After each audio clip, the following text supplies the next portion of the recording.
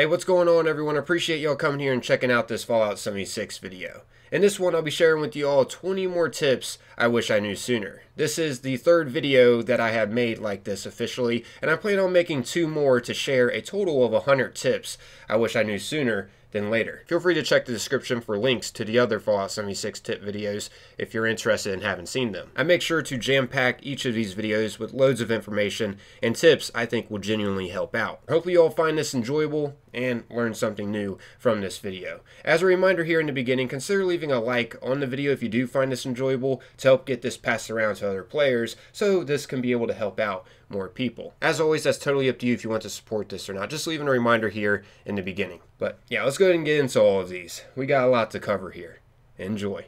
Alright, so since in the previous 20 tips video we went over settler and raider reputation and a few pointers on how to increase it to get max reputation, I figured in this one we might as well start this off showing some of the things you can get from maxing the settlers and raiders reputation. In case you don't know, the lowest reputation status is hostile, and then it goes to cautious, neutral, cooperative, friendly, neighborly, and after neighborly is ally, which is the highest reputation status you can get. This is max. But yeah, let's go ahead and start with what becomes available with the settlers, which they are located over here from Vault 76 at Foundation. Samuel over here is the gold bullion vendor and has unique items you can purchase. It's important to know that the higher you get your settler reputation, the more things become available from Samuel you can purchase with gold bullion. Like for example, if you have max reputation and achieved ally status with the settlers, you can purchase allies that you might have missed getting in previous scoreboards. In case you don't know, scoreboards have unique rewards for players to get.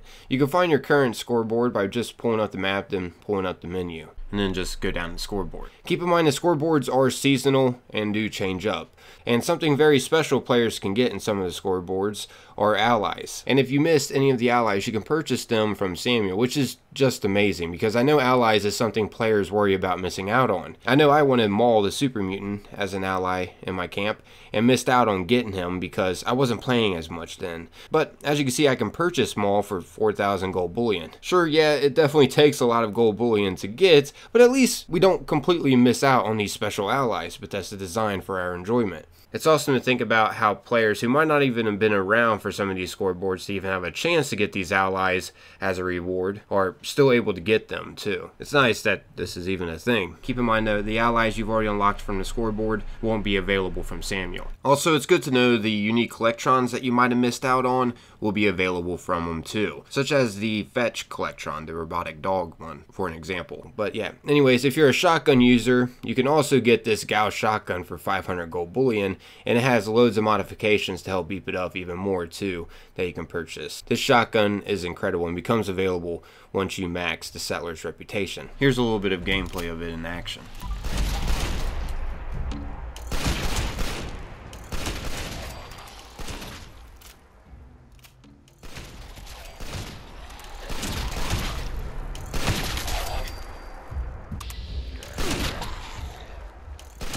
Anyways, also the turbo fertilizer becomes available, which just generates a bomb that you can throw down to generate your crops immediately back. This is great for crafting purposes. You're able to get many great things from the settlers. Oh yeah, and you'll also get an achievement too called a solid foundation when you max out the settler reputation. So that's pretty awesome. Anyways, as for the raiders, they are located over here from Vault 76 at the crater. And the special vendor that sells items for gold bullion will be located inside the crater core, which is right over here inside this. Once in here, you can find the vendor named Mortimer, and this is the special vendor that sells unique items for gold bullion. But yeah, if you max the raider reputation, the Gauss minigun and its modifications become available, which the Gauss minigun is one powerful heavy weapon, as you can see here for a quick example.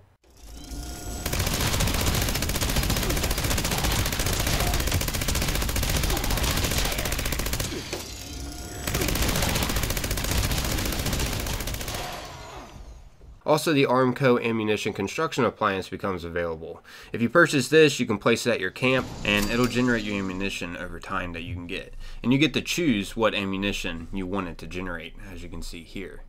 So, yeah, it's definitely beneficial. And you'll also get an achievement too for maxing out the Raiders' reputation called Friends in Low Places, just like how you'll get an achievement for maxing out the Settlers. And keep in mind, for each of these vendors, there's plenty of other things that become available besides what I just went over. I just decided to cover the stuff that you unlock when you get the Settlers and Raiders reputation to max at the moment. I don't know if Bethesda has plans to add even more stuff in the future, but yeah, it is worth it to work on your reputation with the factions. Speaking of working on your reputation, there's a daily that you can do over at the White Spring Resort that can help either your Settlers or Raiders reputation, depending on which faction you give the stew that you make to. Keep in mind, you can just teleport right inside the White Spring Resort too, if you've already been in there before. I recommend coming in here each day and doing this daily to help your reputation. It's really easy too. All you gotta do once you're in the White Spring Resort is go talk to the chef that's located over here, and this will start up the refuge daily called Recipe for Success. And during this, to start it, you're just going to have to stir the stew, and then you're just going to have to go look for food ingredients that are around this general vicinity of the building. They're not too difficult to locate either. There are navigators that guide you in a direction of around where they're located at, but once you get the food ingredients, you just have to return where the chef is at and get it prepared to be placed in the pot. So yeah, you don't immediately just throw the food ingredients into the pot. You're going to have to prepare them for the stew. Anyways, once you got all the prepping done with the food, you're just gonna have to place it in the pot, and then you'll just have to go and search for the spices around. And then once you find the bowl of salt and bowl of black pepper, you'll then just have to add it in the stew that's in the pot, and then just talk to the chef. Keep in mind though, while you are searching around for the ingredients, you may have to return and stir the stew to make sure it cooks good and doesn't burn. But yeah, once you finish and talk to her, I recommend adding a stim pack to the stew if you have one, because both factions do like it with that. But once you got it made, all you'll have to do is just head on over here to this room,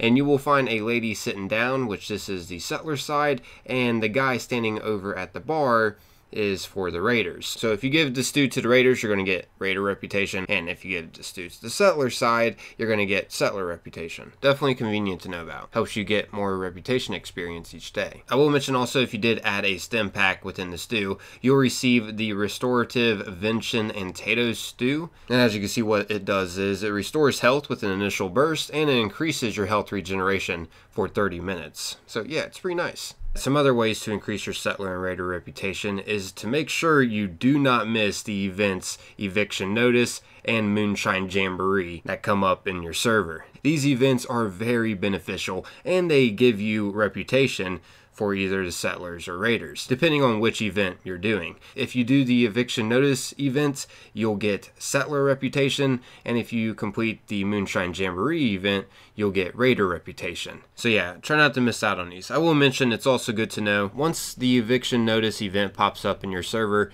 and you fast travel over to participate in it, if it hasn't began yet to start it, all you have to do is repair the rat scrubber that's over here. However, be warned though, once you do repair it, loads of super mutants will start spawning in to try to destroy it. So I do suggest to wait for more players to arrive before repairing it and getting it started. Just to make sure, you know, players don't miss out on this event, and it'll make it much easier to do with more players helping out. The goal is to just destroy the meat bags that are around the area, and most importantly, protect the rat scrubber from the loads of super mutants. There will be waves and waves of super mutants, which is great experience and loot. There will even be plenty of legendary super mutants that will spawn too, so you'll get loads of legendaries from attending and doing this event. And not only will you get settler reputation for completing Eviction Notice, but there's also unique rewards too you can only get from completing it. And I will mention, after the event's done, it's great to loot all the super mutant stuff and break down what you can into resources. You can get loads of resources from scrapping their weapons. Anyways, as for Moonshine Jamboree, once you see the event pop up, you'll have to head over to Sunday Brothers' cabin and talk to Moonshiner Ned in the cabin to start up the event. I do recommend, just like Eviction Notice, to wait for players to show up just to make sure players don't miss out on the event. And, you know, it does make the event easier with more players helping out. Once the Moonshine Jamboree starts, you'll have to light the Jamboree fire, and then you'll have to defend the stills from loads of gulpers and ghouls, even some fog crawlers too. You also have to collect acidic gulper venom and deliver them to the tub inside the cabin.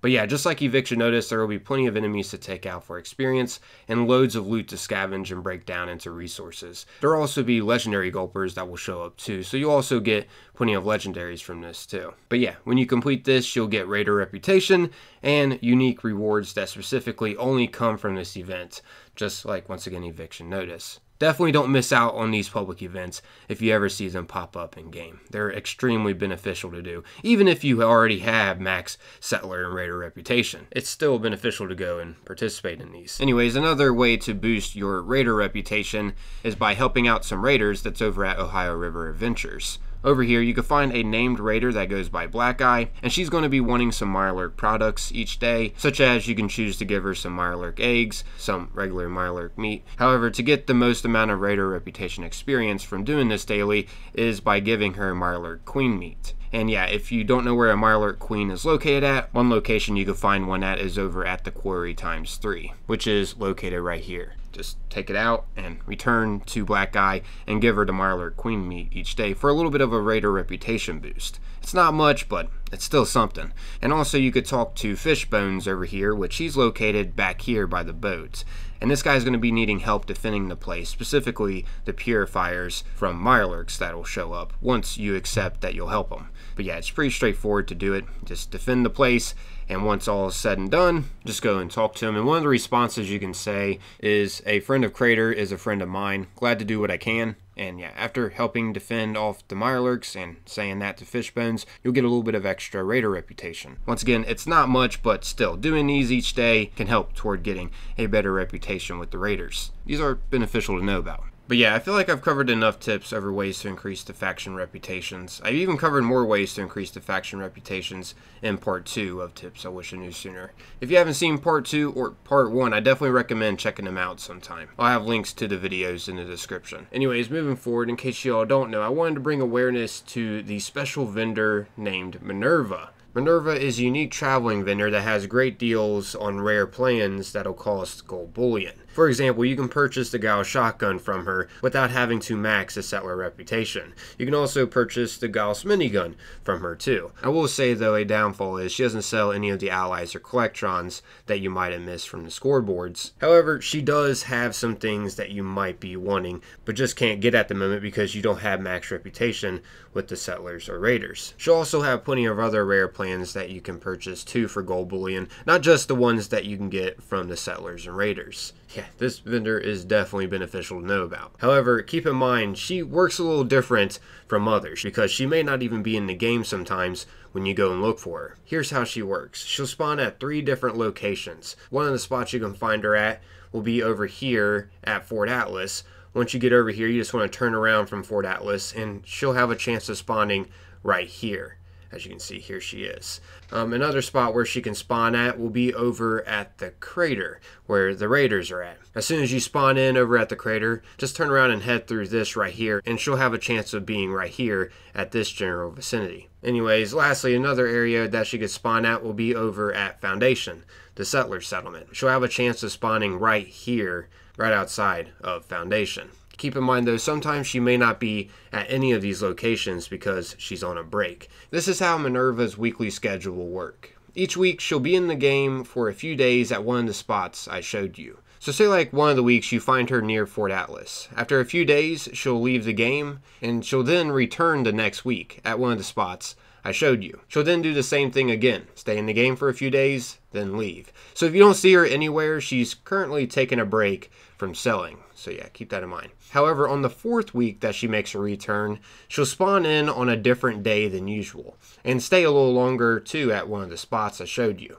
And most importantly, to top it off, she'll be doing her big sale too, which this will include even more of a variety of good deals for rare plans and her inventory for gold bullion. It's definitely worth it to check out her big sale. But anyways, once this ends, her schedule will then start over and repeat the same process the following week. So yeah, that's how her schedule works. She's basically on a 4-week cycle. The first 3 weeks, she's having her regular sales, and on her 4th week, she makes a return in the game. She has her big sale, which includes more of a variety of rare plans to purchase for gold bullion. And then after her 4th week of her having her big sale, she'll then take a break, and then when she returns, she'll reset back to having her regular sales and does the whole process over again. Has her little sales first 3 times, and then her big sale. And the things that she sells are discounted from what they usually are too. So it's definitely beneficial to find her and purchase what you can from her. You'll be able to get more things for less gold bullion. If you've ever played Destiny, she's like Xur. She's a unique vendor that comes in the game on certain days. Also, you could choose to talk to her, and she'll also have her bodyguard Tommy Ten Toes with her too that you can talk to as well. I highly suggest it. They have some interesting dialogue to check out, but I'm not going to be showing that in this video. Let's go ahead and move on to the next tip. This next one will be over the lookout towers. In case you don't know, traveling to the top of these that you find around the wasteland are worth it, because at the top, as you can see, you'll have an option to survey the area, and this will find locations you might have not discovered around the vicinity. It's definitely useful, especially when you're first starting and trying to find new locations, because each time you find a new location, you get experience too to help you level up. As for an example here, we identified 6 new locations. As you can see, they will be grayed out on the map of the ones that we found surveying the area. Keep in mind though, while it's grayed out, you can't fast travel over to the location. You have to actually go over there to unlock being able to fast travel to the place. But yeah, lookout towers can be convenient. Be warned, there's typically enemies around lookout towers too that you'll have to take on. Anyways, this next tip will be over team play. In case you don't know, you're able to create or join a public team. All you got to do is pull up the map and then go to social and then go over to public teams. Here you'll be able to join other teams in the game, or you can create your own for other players to potentially join your public team. Your public team will be listed in the public teams category once you do create it. And as for what public team you should create, it just all depends on what you're doing. As you can see, each public team will come with some kind of bonus benefit. Like for example, if you choose the Daily Ops public team, you'll get bonus experience for completing Daily Ops. Or if you choose the Events public team, you'll get bonus experience for completing events. The one that I typically choose is the Casual public team, just because this gives us bonus intelligence. And in case you don't know, the more intelligence you have, the more experience you'll get in general for doing anything. So this is like my go-to public team that I like to create. But once again, it just all depends on what you're actually doing. If you're going in to do an expeditions match, you may just want to start up a public team for expeditions so other players know what you want to go and do. And by the way, if you ever want to change up your public team or leave the public team that you're currently in, all you got to do is pull up the map once again and go to social and then head on over to the team category. And from here, you just click on your name, and as you can see, you can choose to change the public team or leave the team that you're currently in. It's also good to know from this team tab, you have the power to be able to kick someone from your team or promote someone else to leader. And just in case you don't know, you can manually invite players too, just by clicking on their icon and choosing to invite the team. It's definitely beneficial to try and form a team because it just makes things easier overall, and you can get more experience too. Alright, so anyways, for this next tip, I'll be showing you all how to get the fusion generator easily. This is an extremely useful generator to have at your camp because, as you can see, it produces 100 power. This should be able to power up everything you'll need at your camp. For a quick comparison of the other generators compared to the fusion generator, as you can see, the windmill generator produces 12 power, the small generator produces 3, the solar panel produces 5, the medium generator produces 5, and the large generator produces 10. There's also the super reactor, which also produces 100, but personally I prefer the fusion generator over the super reactor. You get the super reactor as a random reward from doing daily ops. It can take a while to get it, but to get the fusion generator, all you gotta do is head on over to the White Spring Mall, which you can find the White Spring Mall by heading on over to the White Spring Resort, which is located right here on the map. I did cover this place in the previous 20 Fallout 76 tips video I made in part 2, but I didn't cover where you can go specifically to buy this fusion generator. I just told you all to check out the shops because there's a lot of things that you may find here that could benefit you. And one of those things specifically from this place that I wanted to show you all is the fusion generator. But yeah, once you're over here at the White Spring Resort, you just head on inside, and once you enter the place, you can find the White Spring Mall right down these stairs through these doors. So yeah, once you get in here, a vendor that sells a fusion generator plan will be located inside this shop here. Just trade with this Responders vendor bot that's located right over here in this corner. And yeah, once you're trading with it, if you go over into the notes category, you can find a fusion generator plan, as you can see. This is a way to easily get this. It's definitely worth it.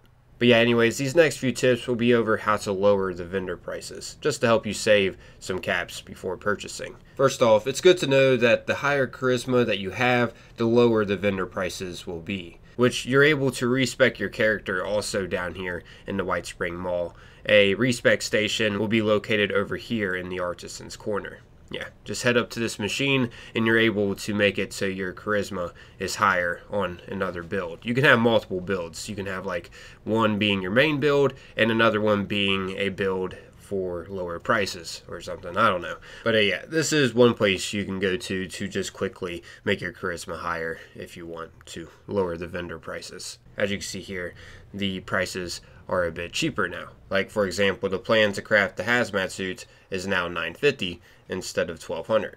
Another way to lower the prices even more is by using the charisma perk called Hard Bargain.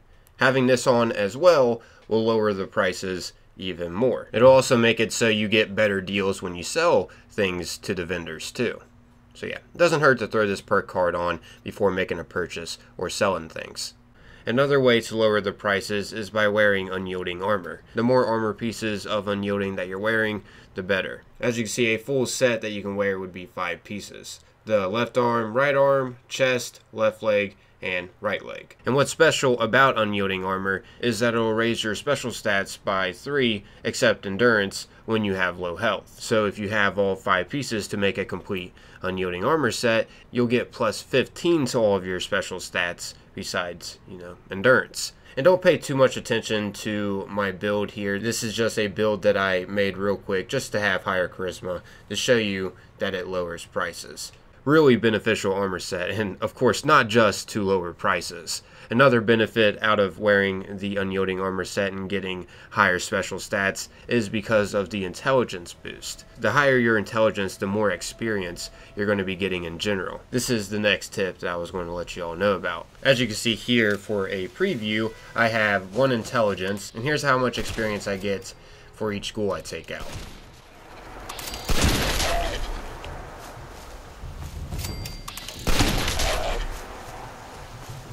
So yeah, this is how much experience I get per ghoul for having 1 intelligence. And now I'm going to go ahead and show you all how much experience I get per ghoul for having higher intelligence. So I'm going to go ahead and boost it up to 15. And I'm also going to put on the Unyielding armor set to raise my intelligence even more. I also have 3 armor pieces that have plus 1 intelligence on them. So I'll get an extra 3 intelligence points. So yeah. As you can see, I have 33 intelligence now. And here's how much experience I get per ghoul.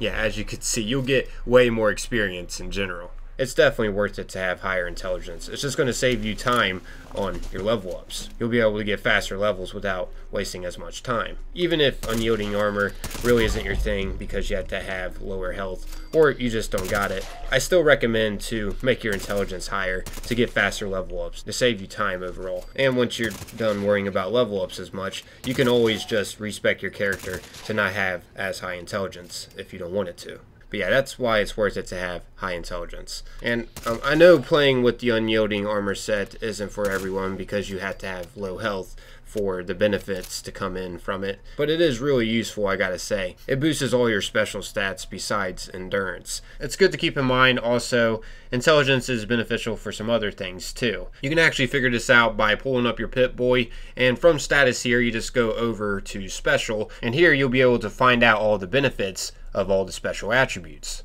As you can see, if we go down to intelligence, it states, intelligence is a measure of overall mental acuity, affects ability to hack terminals, condition and durability of crafted items, experience gained, and returns from scrapping. So yeah, actually, you know what? The next tips I'm going to be getting into will be about the other special attributes because it's beneficial knowing what each of them do. So yeah, let's go ahead and get into these other ones. Strength is a measure of your raw physical power. It affects how much you can carry and the damage of all melee attacks. So for an example here, as you can see right now, I can carry 405. And if I take off my unyielding armor set, I can now only carry 310. Keep in mind, some of my armor pieces are deep pocketed.